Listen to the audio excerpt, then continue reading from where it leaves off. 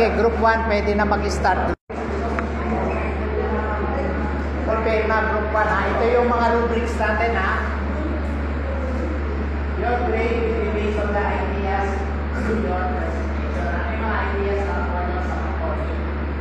You have to present it there. Presentation dapat